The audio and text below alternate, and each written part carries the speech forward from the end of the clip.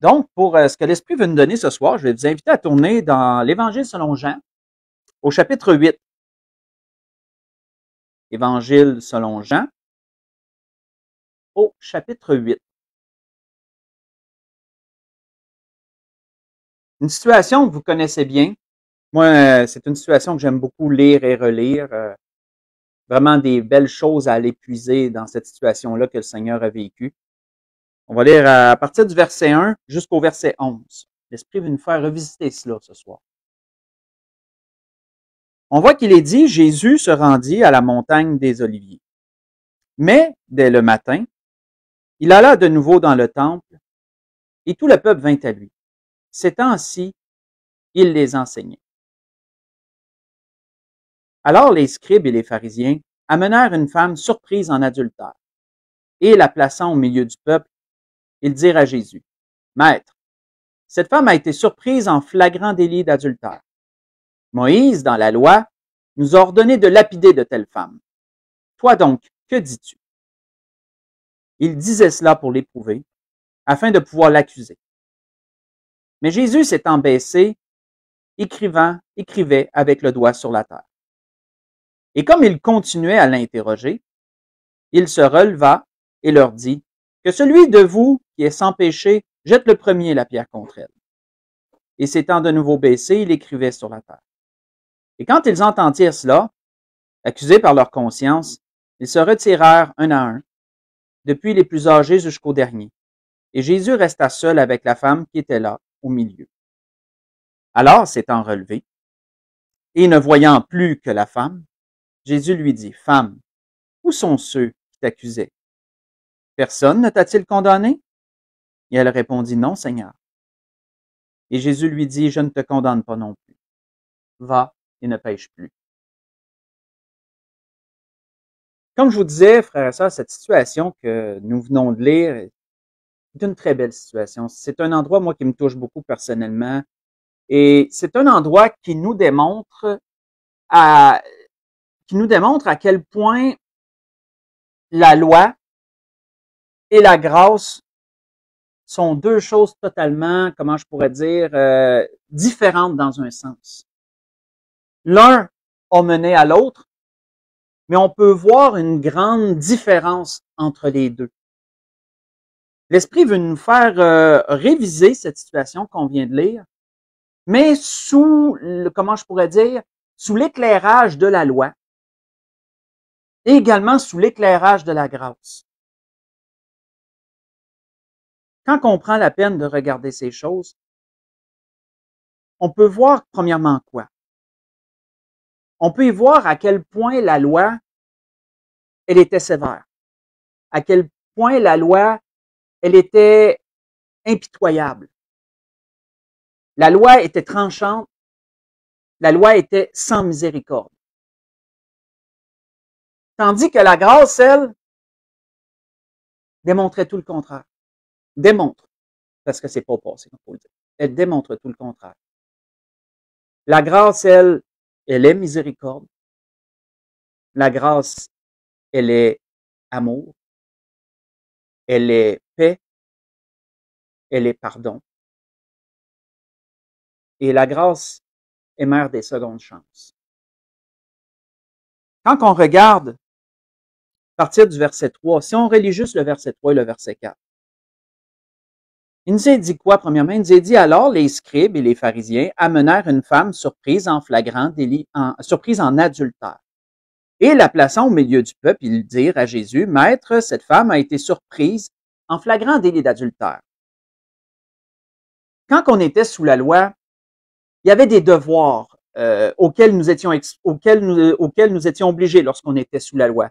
Ceux qui étaient sous la loi devaient vivre d'une certaine façon et ils avaient un devoir à remplir par rapport à la loi.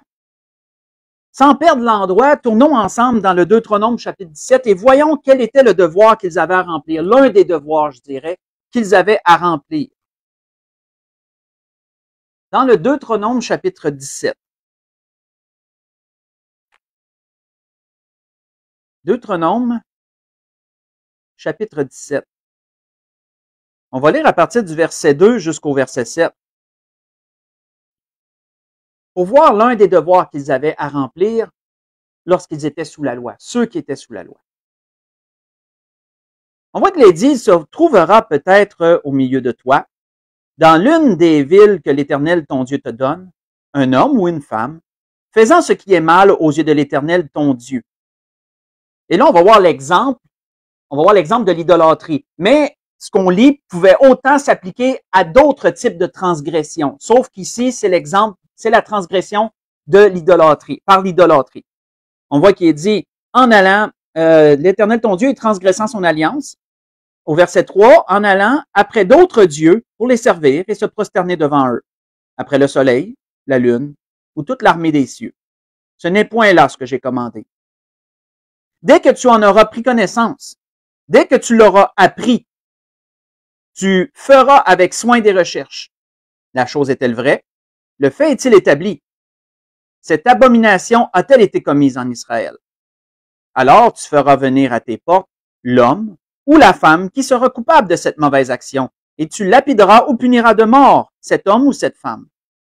Celui qui mérite la mort sera exécuté sur la déposition de 2 ou de 3 témoins. Il ne sera pas mis à mort sur la déposition d'un seul témoin. La main des témoins se lèvera la première sur lui pour le faire mourir, et la main de tout le peuple ensuite. Tu ôteras ainsi le mal du milieu de toi. On voit quoi, premièrement, ici, frères et sœurs? On voit que ceux qui étaient sous la loi avaient un devoir, ils avaient le devoir de prendre action. On voit qu'ils avaient le devoir de dévoiler la chose. Si quelqu'un apprenait que quelqu'un d'autre avait commis une faute grave, une transgression grave de la loi, parce qu'il faut bien comprendre qu'il y avait des transgressions mineures et des transgressions plus graves. Celles qui étaient plus mineures, c'est pour ça que les sacrifices étaient établis. Il y avait des sacrifices de culpabilité qui avaient été établis, tout autre type de sacrifice pour expier les péchés.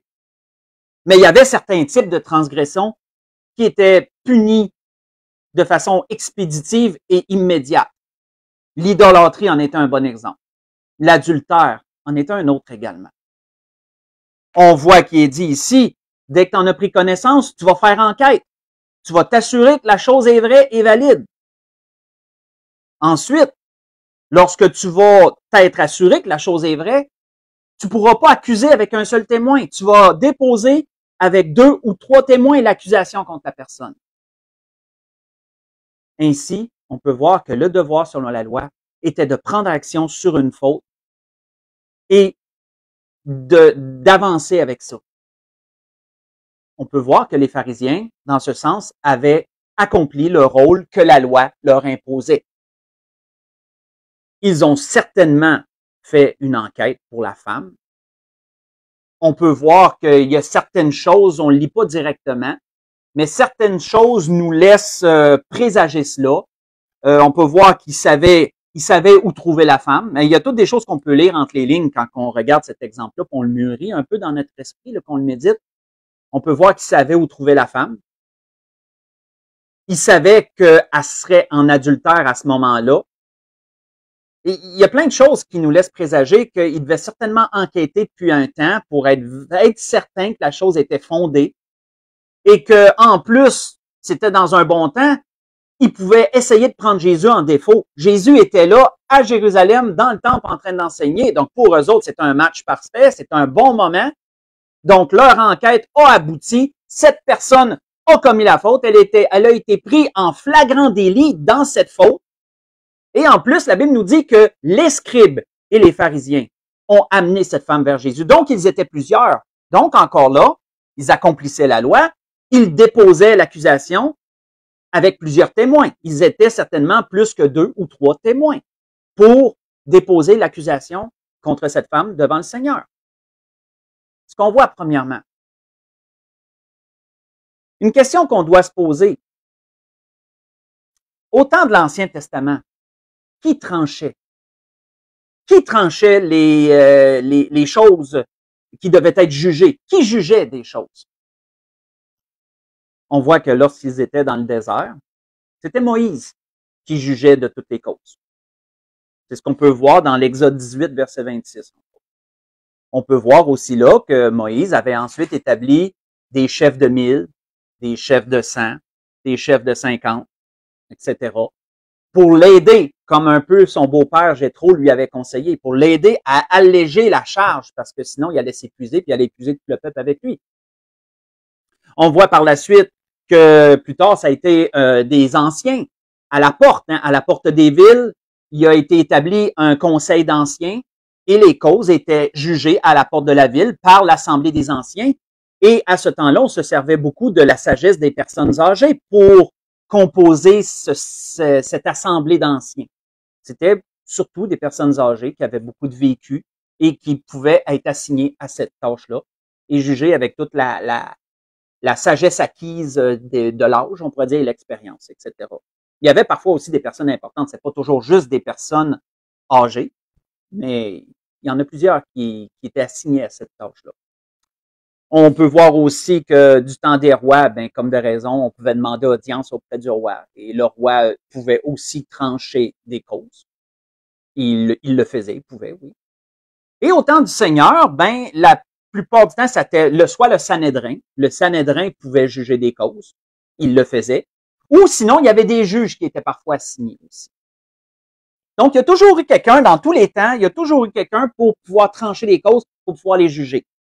Et là, on peut voir ici, dans ce qu'on lit dans Jean chapitre 8, que le Seigneur a été désigné par eux comme étant la personne qui devait trancher. Il lui faisait endosser le rôle de juge. Et on voit d'ailleurs qu'ils lui ont donné une certaine autorité. Ils l'ont appelé maître.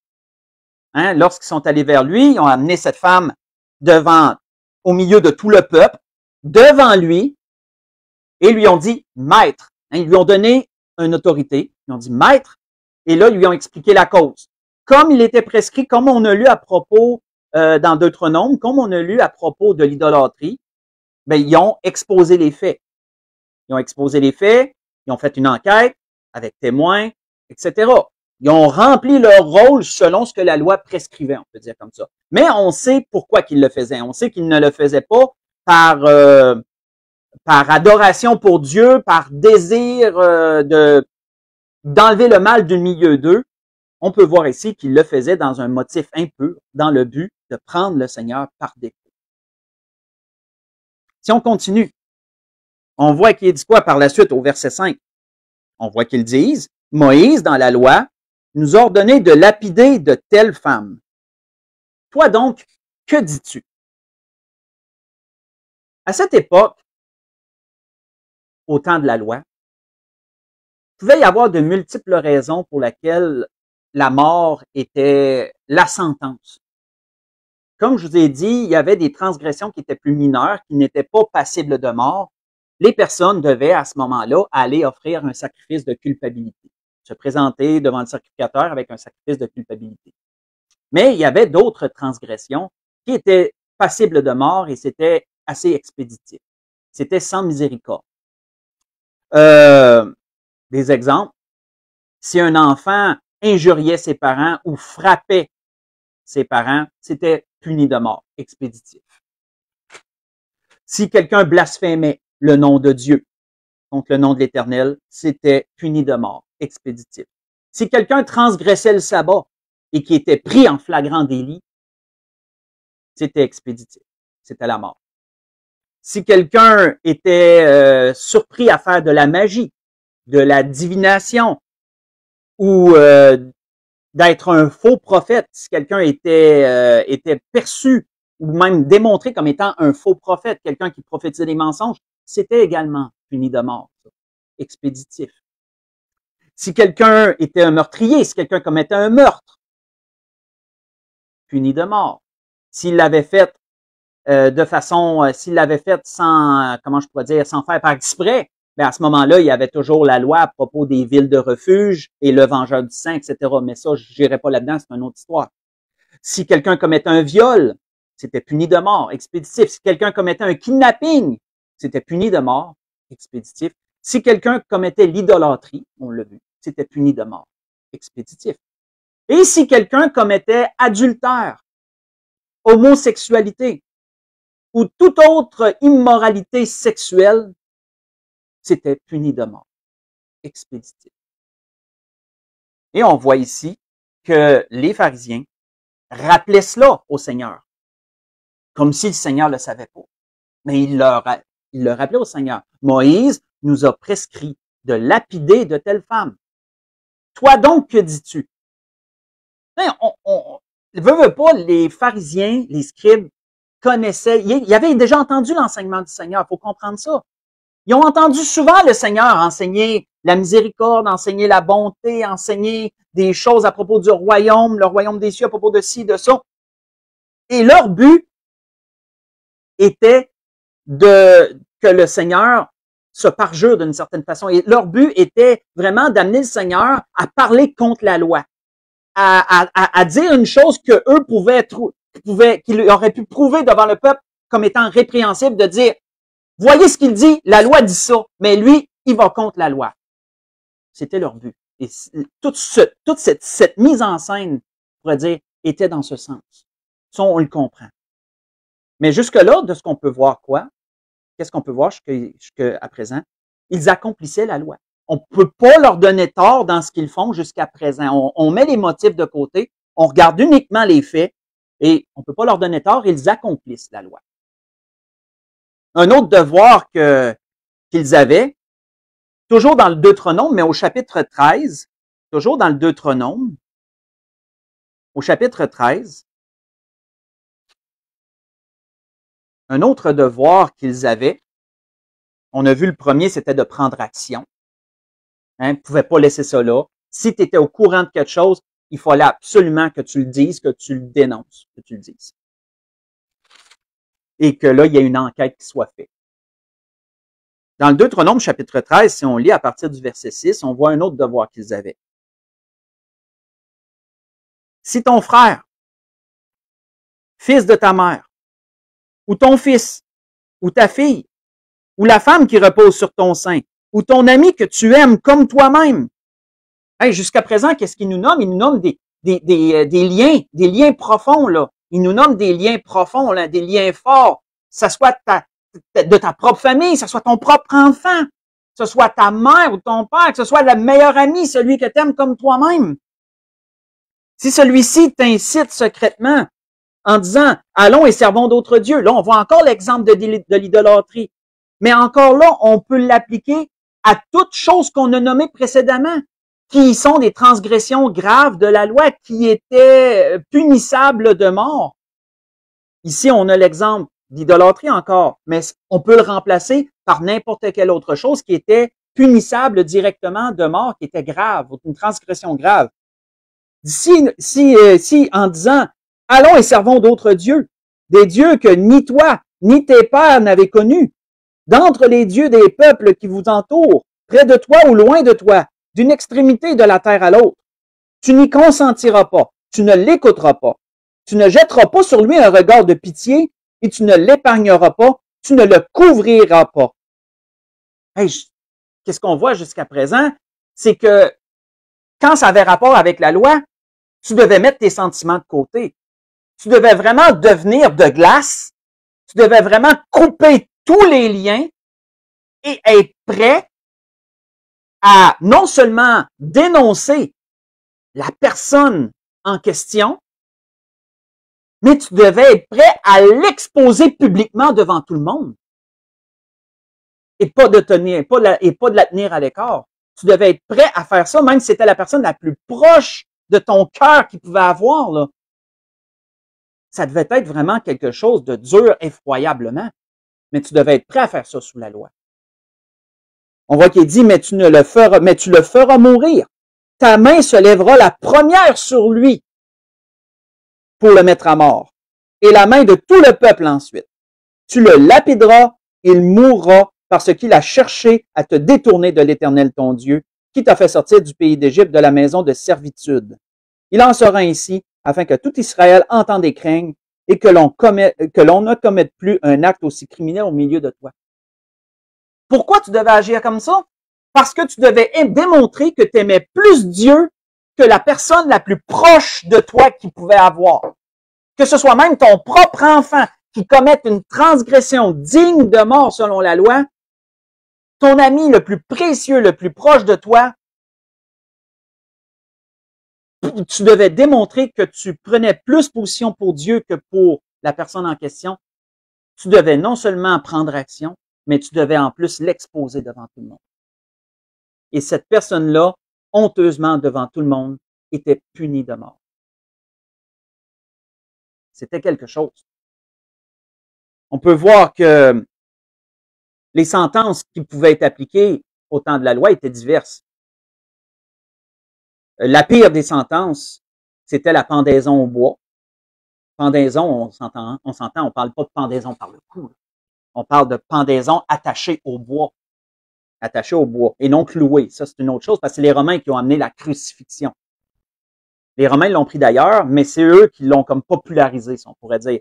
Mais un des châtiments que les Juifs avaient appliqué, pas souvent, c'était la pendaison au bois, jusqu'à ce que la personne meure. On peut voir aussi qu'il y avait la mort par l'épée aussi, qui nous est nommée à d'autres endroits, entre autres dans l'Exode 32, verset 27. Il peut y avoir la mort par l'épée.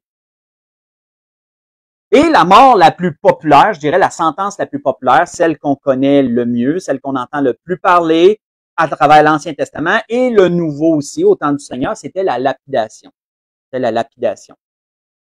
La lapidation consistait à prendre une pierre, et tout le monde prenait des pierres et à la lancer sur la personne, et on pas rien qu'une, on en lançait jusqu'à ce que la personne meure. Jusqu'à ce que la personne meure. Pourquoi que la lapidation était la méthode la plus couramment utilisée?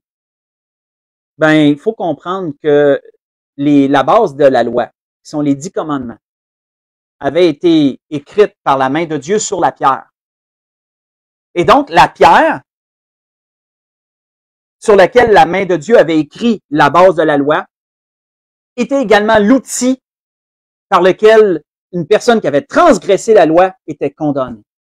C'est pour ça qu'on lançait des pierres sur cette personne-là. C'était en relation avec la loi, avec les 10 commandements, avec la pierre sur laquelle Dieu avait écrit les 10 commandements. Il y a un lien avec ça. Et c'est pour ça qu'on prenait la pierre, puis on punissait. C'était la sentence la plus commune pour avoir fait toutes sortes, qui couvrait toutes sortes de transgressions diverses par rapport à la loi.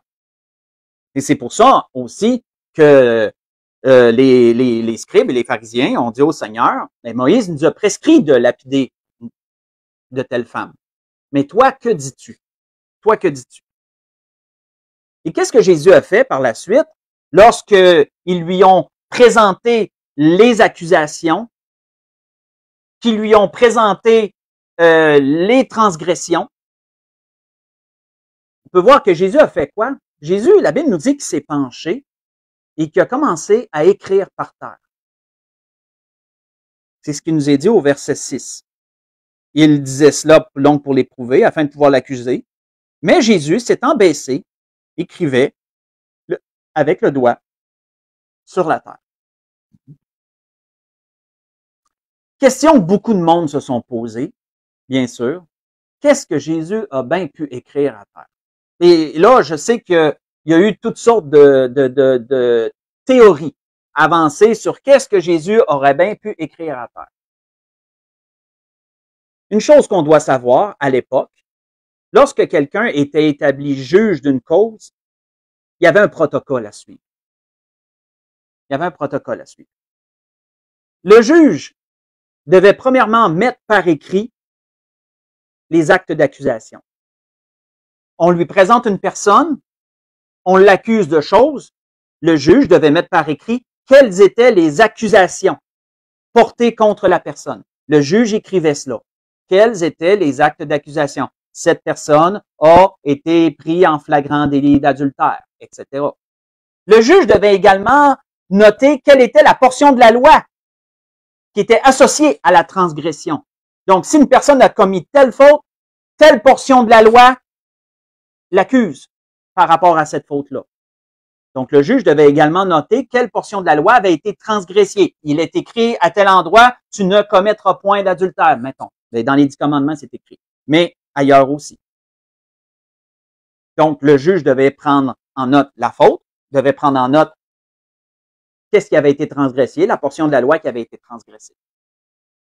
Et c'est ce que je crois que notre Seigneur a fait. Suite à ce qu'ils lui ont présenté, il s'est penché, il a commencé à écrire l'acte d'accusation, commencé à écrire quelle portion de la loi avait été transgressée par rapport à cela. Mais on peut voir que pendant qu'il écrivait, les scribes et les pharisiens se sont fait insistants. Hein, ils lui ont pas laissé finir ce qu'il écrivait.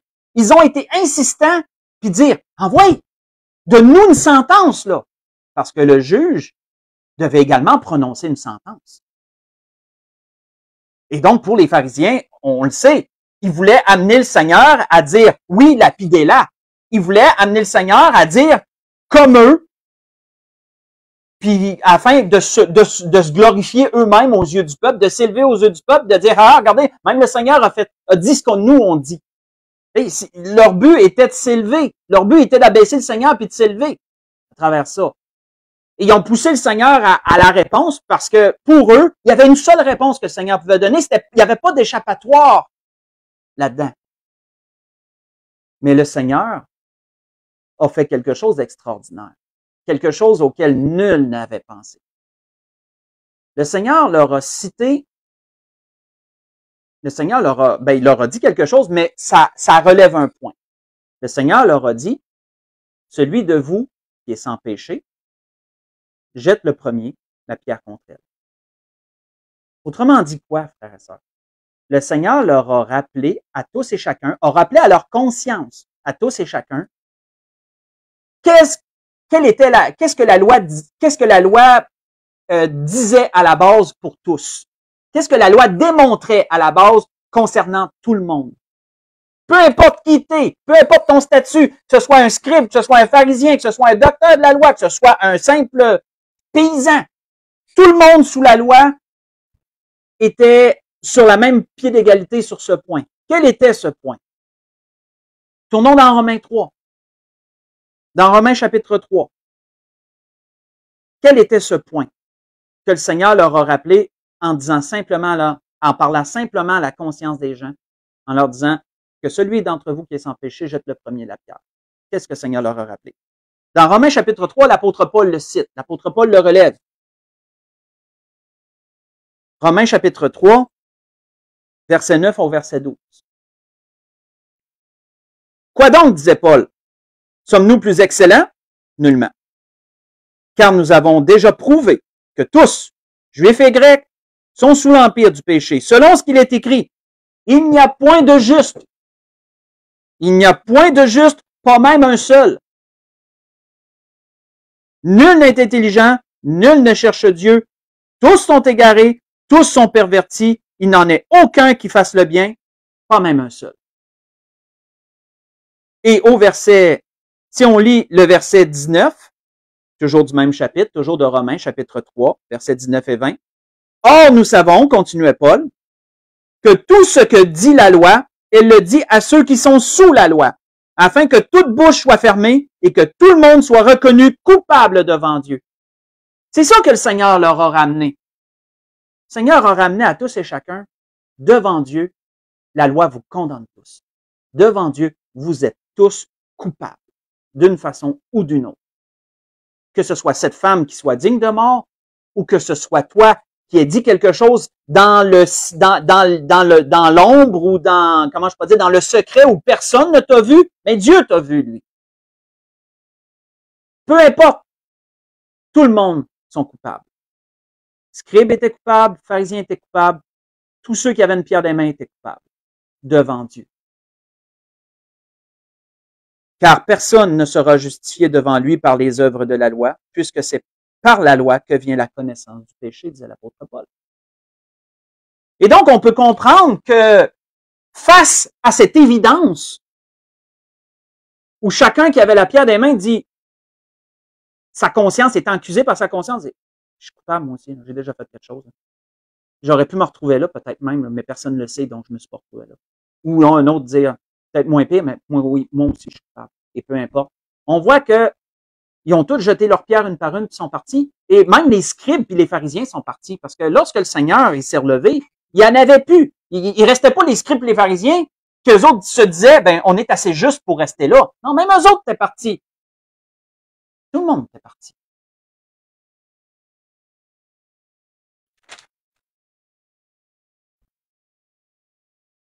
Et pour conclure, on voit quoi? Qu'est-ce qui nous est dit dans la fin de cette situation?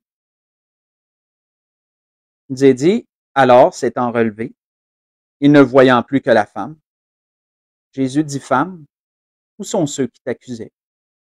Personne ne t'a-t-il condamné? Oui, parce que sous la loi, tu aurais dû mourir. Sous la loi, tu étais condamné. Elle aurait dû être condamnée. Mais parce que le Seigneur a été intervenu avec la grâce, elle n'a pas été condamnée. Elle a plutôt été pardonnée. Elle répondit, non, Seigneur. Et Jésus lui dit, je ne te condamne pas non plus. Va et ne pêche plus. Autant que la loi apportait la condamnation, la divulgation, autant que la loi était sans miséricorde, impitoyable, sévère, autant, frères et sœurs, la grâce est tout le contraire. Autant que la grâce est miséricorde, autant que la grâce est pardon, autant que la grâce donne des secondes chances. Mais comprenons bien une chose. La grâce n'est pas un passe-droit pour continuer à pécher, par contre. Volontairement. C'est pourquoi le Seigneur lui a dit à la fin, va et ne pêche plus. Le Seigneur ne lui a pas dit, va et continue dans ce que tu fais. Le Seigneur a dit, va, mais change. Pourquoi? Parce que la grâce va te mener à la miséricorde. La grâce est une porte à la miséricorde. Le Seigneur fait grâce afin qu'une personne se repente. La grâce mène à la repentance. C'est là le but de Dieu. C'est là le but de Dieu à travers la grâce. La loi a fait son bout de chemin et elle servait de pédagogue pour conduire à Christ. Et là, le Seigneur était là, présent, et là, le Seigneur changeait les choses. Le Seigneur opérait la transition vers la grâce. Et cette situation-là, on peut voir qu'elle démontre cette transition-là. C'est une manifestation de la transition que le Seigneur opérait. On voit que d'ailleurs, sous la grâce, c'est pas les devoirs qu'on a sous la grâce, c'est pas de devoir absolument prendre action lorsque quelqu'un commet une faute, de devoir faire des enquêtes. Est-ce que la faute est commise, etc. Oui, d'un certain point, il y aura éventuellement une telle chose si une personne persiste dans une faute. Mais sinon, qu'est-ce que la grâce apporte? Faites juste écouter, le Seigneur le démontrait bien dans comment je pourrais dire, dans un exemple de ce qui devait être fait. Le Seigneur avait dit ceci, si ton frère a péché, va et reprends-le entre toi et lui seul. Et ça, c'est tout le contraire de la loi. Parce que la loi prescrivait, tu vois une faute, tu prends action, tu fais mener une enquête, tu vas la divulguer, même si c'est la personne la plus proche de toi, tu te coupes de toute miséricorde, de toute compassion, puis tu l'exposes en public, qu'elle soit humiliée, qu'elle soit mise à mort devant tout le monde. Et tandis que sous la grâce, le Seigneur dit, non, tu vas aller, par amour, l'avertir dans le secret, sans que personne ne le sache, puis tu vas faire tout pour pas que personne ne le sache. Et s'il t'écoute, tu as gagné ton frère. S'il t'écoute pas, le Seigneur disait, mais tu vas prendre une ou deux personnes afin que l'affaire se règle sur la déclaration de deux droits témoins, parce que oui, on n'efface pas la loi. On n'efface pas la loi non plus. La loi reste une référence. Il y a quand même des points qui servent encore. Mais encore là, tout se fait sous le sceau du silence. Encore là, tout se fait sous le sceau de la miséricorde, sous le sceau de l'amour, sous le sceau de la deuxième chance, la main tendue. Et là, après ça, ben, si jamais ça marche pas, disait le Seigneur, ben, à ce moment-là, tu l'exposes publiquement à l'Église. On est rendu à la finalité, là.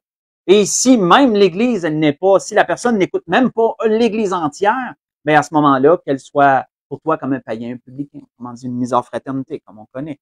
Mais notons qu'avant d'arriver là, il y a tout un cheminement. Il y a tout un cheminement, c'est assez long encore, là, comme procédure. C'est pas quelque chose qui va se faire en dans 2 jours. Mais tout ça démontre quoi, frère et sœurs? Tout ça démontre comment sous la grâce, il y a la compassion, de la miséricorde, il y a la main tendue, il y a la seconde chance, tout ce qu'il n'avait pas sous la loi, parce que la loi était expéditive. Et